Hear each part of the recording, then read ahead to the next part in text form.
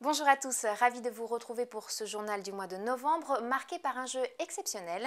À l'occasion des 25 ans de la marque en France, une maison d'une valeur de 200 000 € est à gagner.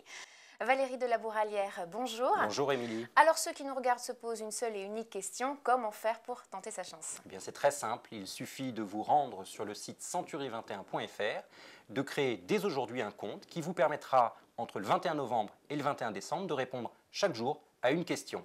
Chaque réponse correcte vous permettra de gagner un bulletin de la chance et donc une chance d'être tiré au sort. C'est pas tout, pendant cette même période, vous pouvez vous rendre dans une agence Century 21 et tenter cette fois-ci de gagner l'un des 50 lots mis en jeu, parmi lesquels une cuisine d'une valeur de 18 000 €. Alors pour ça, il suffit de remplir un bulletin, de le déposer dans l'urne, rien de plus simple, tout le monde peut participer. Merci beaucoup.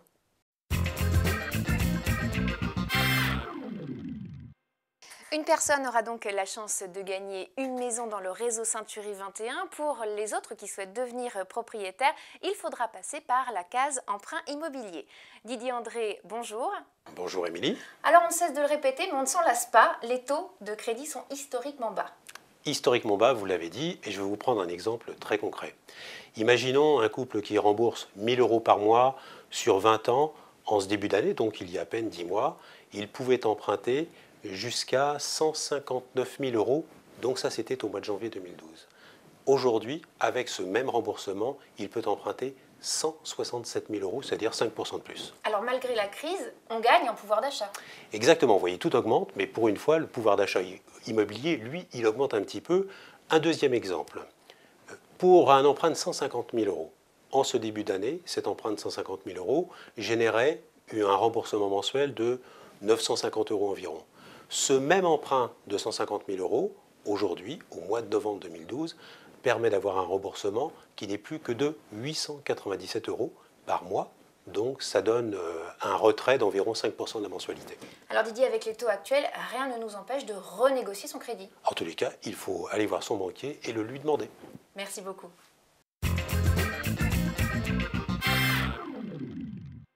La taxe foncière pèse lourd dans le budget des propriétaires et selon les calculs de l'Union nationale des propriétaires immobiliers, le constat est le suivant, la taxe foncière augmente bien plus vite que l'inflation. Entre 2006 et 2011, cet impôt a progressé de 21% dans les 50 plus grandes villes de France. C'est 3 fois plus que l'inflation qui a augmenté de 7,64% sur la même période.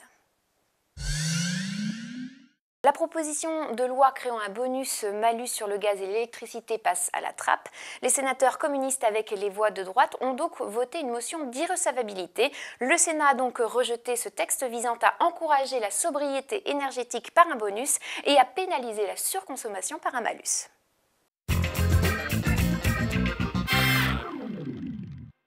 Comment réaliser l'estimation de votre bien immobilier? C'est la question que se posent bon nombre d'entre vous. Bonjour Denis. Bonjour Amélie. J'aimerais savoir quel est l'intérêt de faire appel à un professionnel pour estimer son bien. On pourrait imaginer qu'effectivement, évaluer un bien, estimer un bien immobilier est quelque chose de très simple. Je vous dirais en demandant l'avis à son voisin du dessus qui vient de réaliser une transaction ou aller sur Internet et cocher quelques cases sur un site spécialisé qui justement vous donnerait une valeur de son bien. J'aurais tendance à vous dire que c'est aussi simple que peu fiable. Alors sur quels critères s'appuie le professionnel, l'agent immobilier? Oui. Le professionnel que vous définissez, justement, est amené en premier lieu à se déplacer chez le client vendeur. Quand je vous dis se déplacer, c'est chaque bien immobilier est unique. Concrètement, votre bien sera différent de celui de votre voisin parce que vous avez des prestations qui sont différentes, un aménagement qui est différent, une vue, un étage qui vont justement marquer cette différence. Et tenant compte de l'ensemble de ces paramètres, l'idée va consister à le mettre en comparaison avec des biens qui ont été vendus, mais de façon très récente, pour donner une réelle tendance marché sur du très court terme, et des biens qui sont actuellement à la vente. Est-ce qu'il y a des outils exclusifs au réseau Century 21? Alors effectivement, chacune des agences, chacun des collaborateurs s'accompagne dans son estimation d'un outil qui s'appelle l'analyse comparative du marché, qui permet de compacter, de mixer l'ensemble de ces données et puis de travailler avec le client vendeur afin de déterminer le prix le plus juste. Est-ce que l'agent immobilier a tendance à vouloir faire plaisir tout simplement à son client et peut-être surestimer le bien? Oui, c'est souvent une question qui est posée, mais la réponse est de savoir justement à quel moment on fait plaisir à son vendeur. Est-ce que c'est au moment où son projet verra le jour, à savoir le jour où il aura réalisé la transaction, ou est-ce que c'est le jour où on lui dira votre maison vaut 20% de plus que ce que vous en attendiez? Merci beaucoup, Denis. Merci, Émilie. Je vous propose tout de suite, avant de se quitter, de regarder en exclusivité la nouvelle publicité de Century 21. À très bientôt.